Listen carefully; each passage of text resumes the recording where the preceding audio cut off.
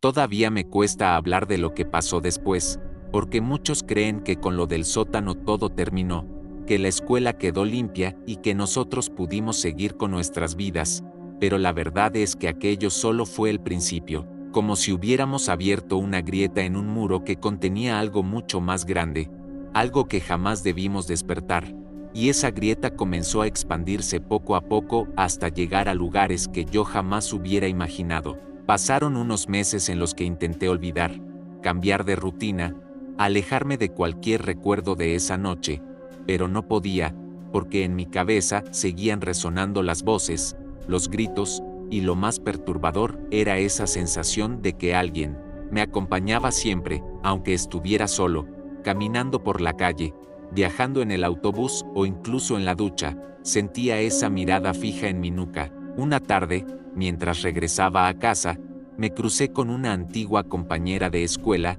Se llamaba Lucía, una chica muy reservada que casi nunca hablaba con nadie, siempre estaba leyendo o escuchando música en los recreos, pero lo que más me llamó la atención fue que me saludó con una cara desencajada, como si hubiera visto un fantasma. Se me acercó temblando y me dijo: «Tú también lo viste, ¿verdad?». No entendí de inmediato a qué se refería, traté de hacerme el desentendido, pero ella insistió.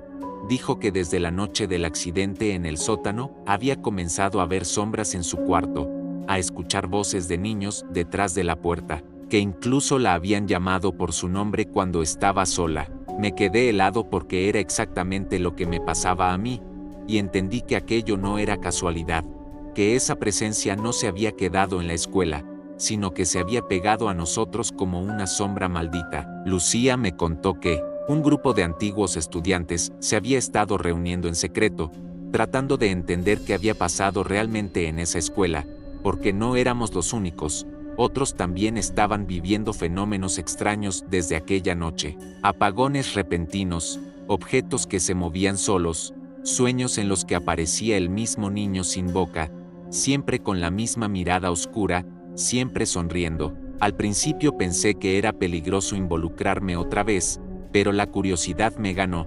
Acepté acompañarla a una de esas reuniones, y esa decisión cambió mi vida para siempre. Nos encontramos en una casa vieja en las afueras de la ciudad, una casa que parecía abandonada pero que alguien había acondicionado para esas reuniones. Dentro había 6 personas más, todos exalumnos, algunos mayores, otros más jóvenes, pero con la misma mirada cansada y asustada. Me recibieron en silencio y comenzaron a contar sus experiencias. Uno hablaba de cómo su hermano menor había despertado en mitad de la noche con marcas en la piel, como si alguien lo hubiera arañado. Otra chica relató que había soñado con el niño durante 3 noches seguidas y al despertar encontró bajo su almohada un diente que no era suyo. Otro mencionó que en la puerta de su casa aparecían marcas de manos pequeñas hechas con ceniza. Cada relato era peor que el anterior, y todos tenían en común la figura del niño sin boca. Fue entonces cuando entendí que lo que habíamos invocado no estaba confinado a un solo lugar, sino que se había desatado, multiplicado, y que ahora buscaba algo de nosotros, tal vez venganza, tal vez un sacrificio. Nadie lo sabía con certeza. Esa noche uno de los chicos del grupo, Andrés, sacó una carpeta llena de papeles amarillentos y nos contó que había investigado los archivos antiguos de la ciudad. Encontró reportes de desapariciones de niños en la década de los 70, todos en un radio cercano a la escuela, niños que nunca fueron encontrados, y lo más escalofriante era que algunos testigos afirmaban haber visto a un niño extraño rondando por los caminos, un niño con una sonrisa extraña que nunca hablaba, que solo observaba desde lejos. Parecía una leyenda urbana, pero coincidía demasiado con lo que nosotros vivíamos, como si esa cosa hubiera estado presente desde hacía décadas. Mientras escuchaba, sentía que el aire de la habitación se volvía más pesado, como si algo invisible se hubiera colado allí con nosotros, y fue en ese instante cuando la lámpara comenzó a parpadear. Al principio pensé que era la electricidad de esa casa vieja, pero no, porque después de unos segundos la bombilla estalló y todo quedó a oscuras. Alguien gritó, alguien más tropezó con una silla, y en medio de ese caos, escuchamos claramente una risa infantil, provenía de un rincón de la sala, demasiado cerca para ser producto de nuestra imaginación. Encendimos velas a toda prisa, y allí lo vimos, por primera vez fuera de mis pesadillas. El niño estaba en la esquina, su piel era tan pálida que parecía brillar bajo la luz de la vela, sus ojos negros reflejaban un odio inmenso, y la línea de su boca se curvaba hacia arriba en una especie de sonrisa grotesca. No hizo ningún movimiento, solo nos miraba, hasta que de pronto desapareció frente a nuestros ojos, como si nunca hubiera estado allí, pero todos lo vimos, todos lo sentimos. Después de esa aparición nadie pudo seguir hablando con calma. Algunos lloraban, otros querían salir corriendo, pero lo peor era la sensación de que aunque el niño había desaparecido, su presencia seguía ahí, como si se hubiera quedado flotando en el aire, observándonos desde un rincón invisible. Lucía intentó tranquilizarnos. Dijo que debíamos mantenernos unidos, que si nos desmoronábamos él ganaba fuerza, pero yo apenas podía respirar.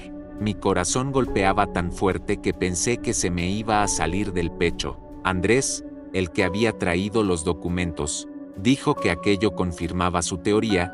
Lo que veíamos no era un simple fantasma, sino una entidad que se alimentaba del miedo, que necesitaba expandirse a través de nosotros, y que cada vez que hablábamos de él, cada vez que lo recordábamos, le dábamos más poder. Algunos lo miraron con rabia, como si preferían no escuchar esa verdad, pero yo supe que tenía razón, porque desde aquella noche del sótano, mientras más miedo sentía, más presente se volvía la criatura en mi vida. Decidimos no separarnos, pasar la noche juntos en aquella casa, pero fue una mala idea, porque a las 3 de la madrugada los fenómenos comenzaron de nuevo.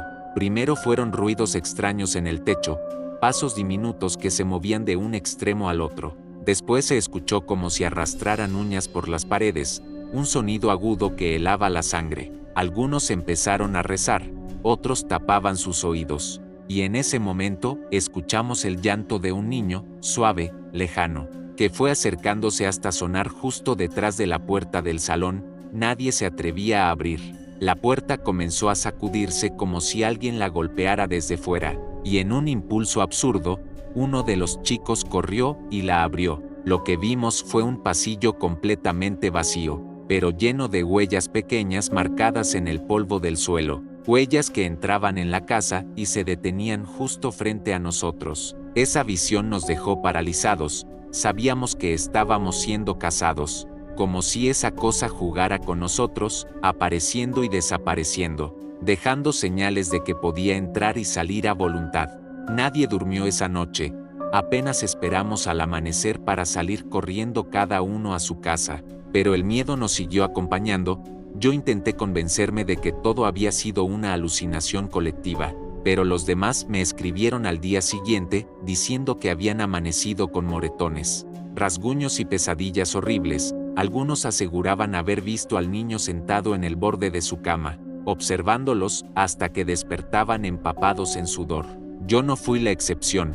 Esa misma noche soñé con él, pero el sueño fue diferente. No era como los otros en los que solo aparecía mirándome. Esta vez estaba en un campo oscuro, rodeado de cruces oxidadas que sobresalían de la tierra. El niño estaba en el centro, con la boca completamente abierta, mostrando esos dientes afilados, y de su interior salían voces. Decenas de voces de niños gritando, llorando, pidiendo ayuda. Desperté gritando y con un dolor intenso en el pecho. Cuando me miré al espejo, vi que tenía marcas como de dedos pequeños presionados en mi piel, como si algo hubiera intentado arrancarme el corazón mientras dormía. Decidí buscar al padre Julián. Necesitaba respuestas, necesitaba una salida, aunque estaba enfermo después de lo que pasó en el sótano. Aceptó verme. Cuando le conté todo se quedó en silencio, con el rostro lleno de angustia. Finalmente me confesó que había investigado por su cuenta y descubrió que en el terreno, donde ahora estaba la escuela, décadas antes, había existido un orfanato que fue cerrado de manera abrupta por supuestos abusos y muertes sin explicación de varios niños. Los archivos estaban incompletos, pero había rumores de que los cuerpos nunca fueron enterrados, que habían desaparecido misteriosamente, y que el lugar quedó marcado desde entonces. Al construir la escuela sobre esos cimientos, solo despertaron lo que había quedado atrapado allí. Lo más aterrador fue que me dijo que aquel niño sin boca era solo el rostro visible de algo mucho más antiguo, un espíritu que había tomado forma con el sufrimiento de esos pequeños, que usaba esa imagen para acercarse a nosotros porque sabía que era lo que más nos perturbaba. Escuchar eso me destrozó, porque significaba que no estábamos luchando contra un solo ser, sino contra una fuerza que podía adoptar distintas formas, que podía perseguirnos sin importar dónde estuviéramos. El padre Julián me advirtió que no había forma fácil de librarse de ello, que lo único que podíamos hacer era resistir, fortalecer nuestra fe, no ceder al miedo, porque cada vez que caíamos en el pánico, él se hacía más fuerte, y tarde o temprano terminaría reclamándonos por completo. Salí de la iglesia con más miedo del que había entrado, porque aunque me dio consejos, en el fondo, sentí que ni siquiera él tenía un plan real para detenerlo. Durante días traté de seguir con mi vida, pero cada vez era más difícil, porque lo que antes eran apariciones aisladas, se volvió constante. Ya no pasaba una noche sin que algo ocurriera. A veces eran golpes en las ventanas, otras veces sombras moviéndose por el pasillo de mi casa, y lo peor era el espejo del baño. Cada vez que me acercaba a lavarme la cara, lo veía detrás de mí, quieto, sonriendo, y cuando me giraba no había nada. Al principio pensé que estaba perdiendo la cabeza, pero un día Lucía me llamó desesperada para decirme que lo mismo le pasaba, que había dejado de dormir por miedo, que no podía estar sola porque sentía que alguien la observaba desde las esquinas de las habitaciones. Nos reunimos otra vez con el grupo en la vieja casa y descubrimos que todos estaban en la misma situación. Cada uno vivía atormentado de una forma distinta, como si la entidad jugara con nuestras debilidades. Una chica confesó que escuchaba la voz de su abuela fallecida llamándola por las noches. Otro contó que veía al niño en los reflejos de las ventanas, sonriéndole desde el otro lado del cristal. Andrés incluso dijo que lo había visto en plena calle, entre la multitud, observándolo desde lejos como si nada, lo que significaba que ya no necesitaba ocultarse, que estaba ganando fuerza. Aquella reunión fue caótica. Algunos querían buscar ayuda espiritual, otros preferían huir de la ciudad, pero todos sabíamos que no serviría de nada, porque no era un lugar lo que estaba maldito, éramos nosotros los que estábamos marcados, y eso nos seguiría a cualquier parte. Lo confirmé la misma noche, cuando traté de convencerme de que huir era la mejor opción. Hice una maleta y me fui a la casa de un primo en otro barrio. Pensé que al menos allí podría descansar, pero apenas cerré los ojos, escuché pasos pequeños en el pasillo, pasos que no podían ser de nadie porque todos dormían. Abrí la puerta de la habitación y lo vi, de pie al final del pasillo, con la cabeza ladeada y la boca abriéndose poco a poco hasta formar una grieta ensangrentada. Corrí a despertar a mi primo, pero él no veía nada.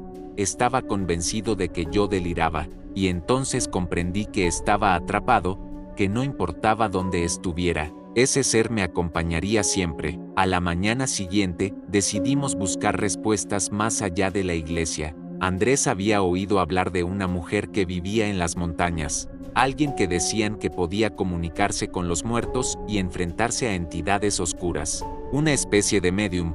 No teníamos nada que perder, así que organizamos un viaje para visitarla. Éramos 6 los que fuimos.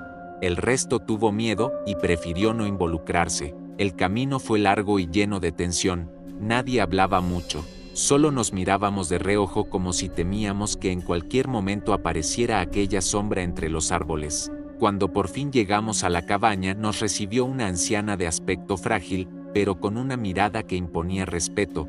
Parecía que ya nos estaba esperando. Nos hizo pasar sin preguntarnos nada y apenas nos sentamos dijo: «Traen algo con ustedes, lo siento aquí, en el aire. Y no es un alma cualquiera, es un enjambre de dolor, un eco de muchas muertes». Nadie se atrevió a interrumpirla.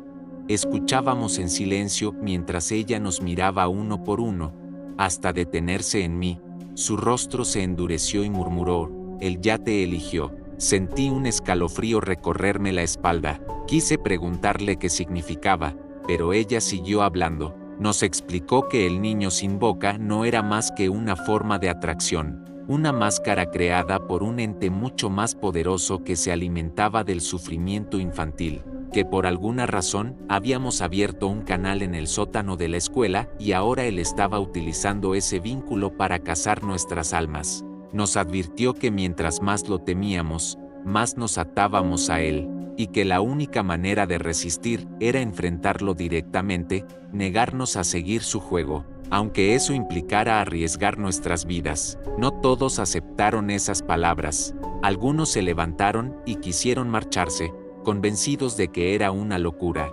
Pero antes de que pudieran salir, la anciana golpeó fuerte la mesa y dijo que si lo hacían, estaban perdidos, que esa entidad ya los estaba rondando y que abandonar al grupo solo los haría presa fácil. En ese momento, una corriente helada atravesó la sala. Las velas se apagaron solas y escuchamos otra vez esas risas infantiles que parecían provenir de todas partes. La mujer cerró los ojos y comenzó a recitar unas palabras en un idioma que no conocía. El suelo vibró como si algo golpeara desde abajo y las paredes comenzaron a crujir. El miedo nos paralizó, pero ella continuó firme, hasta que de pronto un objeto salió volando contra la ventana y la rompió en 1000 pedazos. Algunos gritamos, otros nos cubrimos, y entonces apareció de nuevo, en medio de la habitación. El niño, mirándonos con odio, con la boca entreabierta como si estuviera a punto de devorarnos. La anciana lo enfrentó sin moverse, levantó las manos y dijo con una voz firme: «No eres bienvenido aquí». El niño retrocedió un paso, pero su risa resonó tan fuerte que sentí que mis oídos iban a estallar. La médium nos gritó que corriéramos, que no podíamos permanecer allí más tiempo, y sin pensarlo 2 veces huimos todos al bosque, entre ramas y piedras, con el eco de esa risa siguiéndonos hasta que la noche nos tragó por completo. Corrimos tanto como pudimos hasta que las piernas no nos respondieron más. Nos refugiamos en un claro del bosque donde apenas llegaba la luz de la luna y allí nos desplomamos jadeando. Algunos lloraban, otros estaban en shock. Yo apenas podía pensar.